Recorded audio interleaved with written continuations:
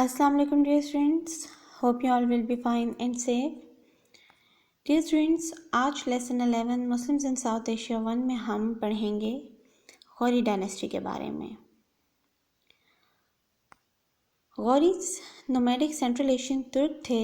सुल्तान महमूद की डेथ के बाद इनकी स्टेट बहुत सी आज़ाद स्टेट्स यानी रियासतों में डिवाइड हो गई, जो एक दूसरे पर हावी होने के लिए लड़ रही थीं। तुर्क्स ने 1173 में गजनी को फतह किया और गौरी एम्पायर की बुनियाद रखी। गौरी डायनेस्टी के पहले रूलर थे शहाबुद्दीन मोहम्मद गौरी। शहाबुद्दीन मोहम्मद एक प्रिंस थे। ये 1162 में गौर में अफ़गानिस्तान में पैदा हुए। वो गैसुद्दीन के छोटे भाई और सुल्तान बहाउद्दीन सूरी का बेटे थे। वो एक अच्छे एडमिनिस्ट्रेटर और जंगजू थे। वो बहुत काइंड पर्सन थे और अपने ग़ुलामों के साथ भी बेटों की तरह सलूक करते थे। शहाबुद्दीन मोहम्मद ने 1173 में गजनी का कंट्रोल संभाला। वो साउथ एशिया को फतह करना चाहता था।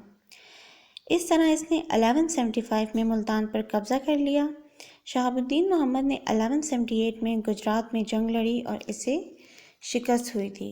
1178 में वो उच की तरफ गया और फिर सहरा के दूसरी तरफ गुजरात अनहिलवारा की कैपिटल यानी दारुल हुकूमत की तरफ बढ़ा।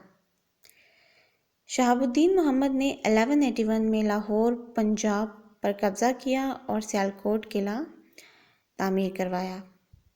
मशरिक़ की तरफ हिंदू राजपूत स्टेट्स थीं। इसने मशरिक़ की तरफ मार्च किया, लेकिन 1191 में दिल्ली और अजमेर के हिंदू राजपूत बादशाह पृथ्वीराज चौहान ने इसे शिकस्त दे दी। इसने उम्मीद नहीं छोड़ी और एक बार फिर तारिन के करीब 1192 में हिंदू राजपूतों पर हमला किया और कामयाबी हासिल की। इसने गजनी में पृथ्वीराज चौहान को पकड़ने के बाद हलाक कर दिया था। शहाबुद्दीन मोहम्मद ने 1194 में कनौज की खुदमुख्तार स्टेट पर हमला किया। 1206 में शहाबुद्दीन मोहम्मद गौरी की डेथ हो गई थी। अब हम बात करते हैं स्लेव डायनेस्टी की। स्लेव डायनेस्टी की बुनियाद कुतुबुद्दीन ऐबक ने रखी थी। शहाबुद्दीन मोहम्मद का कोई भी बेटा नहीं था। इनका एक तुर्क गुलाम कुतुबुद्दीन ऐबक इनकी डेथ के बाद इनका जानशीन बना था। गौर के सुल्तान मोहम्मद ने निशापुर से कुतुबुद्दीन ऐबक को ख़रीदा था। अपनी गैर मामूली महारत से इसने एक कमांडर का दर्जा हासिल किया और सुल्तान महमूद का एक काबिल एतमाद ग़ुलाम बन गया था। कुतुबुद्दीन ऐबक स्लेव डायनेस्टी का फाउंडर था। वो अपने इंसाफ की वजह से जाना जाता था। यहाँ तक कि हिंदुओं के साथ पहले से बेहतर सलूक किया गया था इनके दौर में। हिंदुओं पर तमाम टैक्सेस भी ख़त्म कर दिए गए थे। गुजरात और बुंदेलखंड पर अपने हमलों के साथ इसने इंडिया पर हमले जारी रखे थे।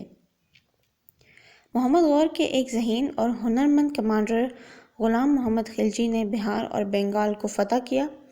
उन्होंने आर्किटेक्चर की तरक्की में अहम किरदार अदा किया और बहुत सारी बिल्डिंग्स तामीर करवाईं। दिल्ली में इसने कुव्वतुल इस्लाम मस्जिद, कुतुब मीनार और 2.5 दिन का झोंपड़ा भी तामीर करवाया। 1210 में लाहौर में पोलो खेलते हुए कुतुबुद्दीन ऐबक घोड़े से गिर गए और इनकी डेथ हो गई। इसके बाद हम बात करेंगे शमसुद्दीन इल्तुतमिश की। कुतुबुद्दीन ऐबक की डेथ के बाद इसके फ़ौजी कमांडर और दामाद शमसुद्दीन इल्तुतमिश ने तख्त संभाला। ये कुतुबुद्दीन ऐबक का ग़ुलाम भी था। शमसुद्दीन एक ज़हीन और अजीम जंगजू था। उन्होंने एक अजीम सरकारी निज़ाम को मुनज़्ज़म किया और सल्तनत के अंदर उठने वाले तमाम अमूर को मौसर अंदाज में हल किया।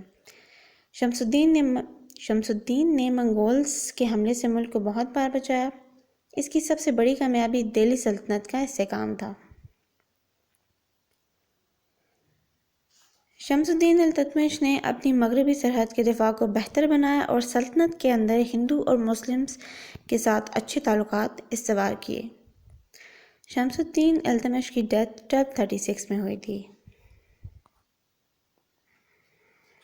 اس کے بعد ہم بات کرتے ہیں رضیہ سلطانہ کی۔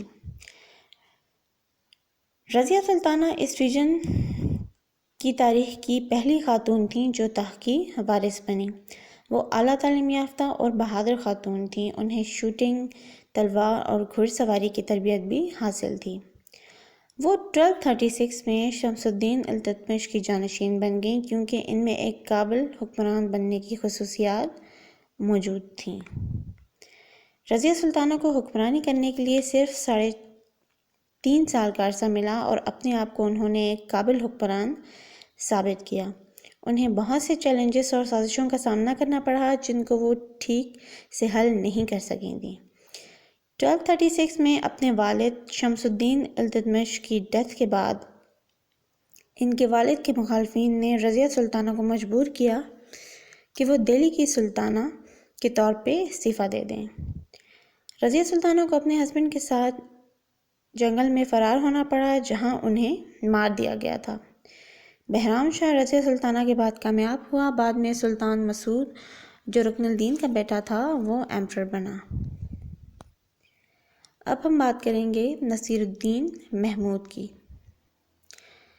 رضیہ سلطانہ کا بھائی نصیر الدین محمود ان کا جانشین بنا اور 1246 میں 17 سال کی عمر میں انڈیا پر اس نے حکومت شروع کی۔